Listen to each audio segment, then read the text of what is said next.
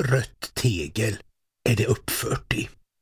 Rött år 1894 och rött även idag. Även om det har börjat släppa i vissa av sina fogar. Det är lugnt och rofyllt här idag. Kanske lite väl lugnt. Men en gång i tiden var det ju full fart här. Med vita rockar som fladdrade i vinden. Ambulanser med sina sirener. Taxibilar som tutade. Patienter som pratade. Och besökarna som besökte patienterna. Besökare som hade med sig blommor och vindruvsglasar i papperspåsar.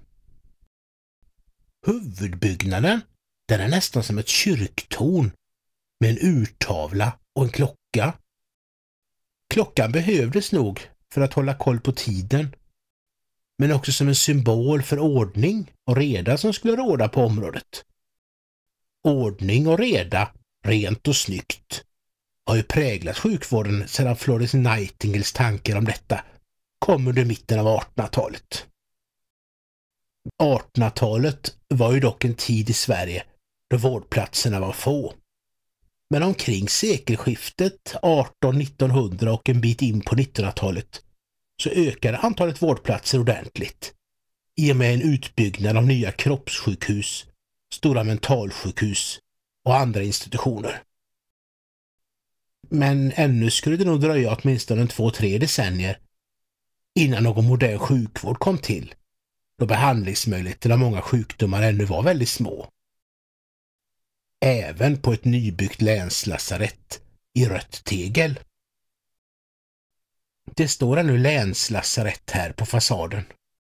Det står anno 1894 här på väggen och lejonet blickar ner på oss. Minns lejonet alla som har passerat in här? Detta är inte Falköpings första sjukhus. Det första stod klart redan 1856 och låg en bit härifrån. Men detta första sjukhus blev med tiden för litet och det endast hade 30 vårdplatser. Nu var det dock dags att skapa ett nytt större sjukhus och arkitekten bakom, det var Magnus Stendorf, som bland annat byggde Skaraborgs enskilda bank i Skövde, Jönköpings mekaniska verkstads gjuteribyggnad och ett och annat monument över till exempel slaget vid Åsle. Länslasarettet var modernt när det stod klart, med varmt och kallt vatten indraget och elektricitet som ett eget ångdrivet kraftverk skapade. Varmt och kallt vatten har ju dagens sjukhus också och reservkraft, så moderniteterna finns ju kvar inom vården även idag. Lokalt producerad el var det i alla fall. Men kanske inte så väldigt fossilfri förstås. Sjukhuset byggdes till under 1950-talet och fick en betonggrå tillbyggnad som väl inte kan anses lika vacker som den gamla delen av sjukhuset. Falköping och Lidköping hade då hand om huvudparten av sjukvården i Skaraborgs län genom sina bägge sjukhus.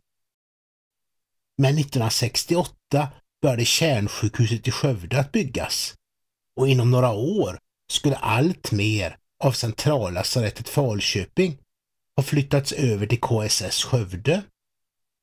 Och de nära 450 vårdplatserna i Falköping sjönk rejält i antal då centrallasarettet blev bassjukhus. På 1990-talet lämnade sjukhuset dessa gamla fina men kanske vårdmässigt en aning otidsenliga lokaler och slog samman med Falbygdsklinikerna och flyttade ihop med dessa i utkanten av Falköping vid Mössebergs sluttning. Falbygdens sjukhus byggdes på 1960-talet som mentalsjukhus och idag finns det både psykiatri och kroppssjukvård här. Det gamla länslasarettet står här så vackert i sin park och minns nog gångna tider. Det är ännu ståtligt i sin röda prakt. Även om tidens tand gnager på byggnaden vilket gör att tegelstenar lossnar. Det är en fin uteplats detta annars. Synd att den står tom och öde idag. Byggnaden verkar även denna idag till stor del stå tom, vilket är mycket tråkigt. Riv tillbyggnaden från 1950-talet.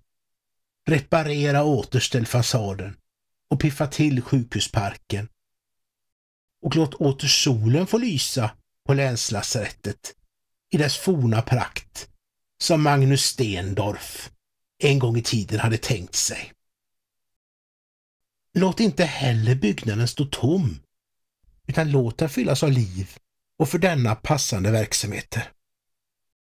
Även om KSS och Falköpings nya sjukhuslokaler är så mycket mer ändamålsenliga med tanke på dagens sjukvård, så vinner i alla fall länslasarettet med hästlängder när det gäller skönheten i arkitekturen. Rött tegel är det uppfört i. Rött år 1894 och rött även idag. Och förhoppningsvis rött även i framtiden.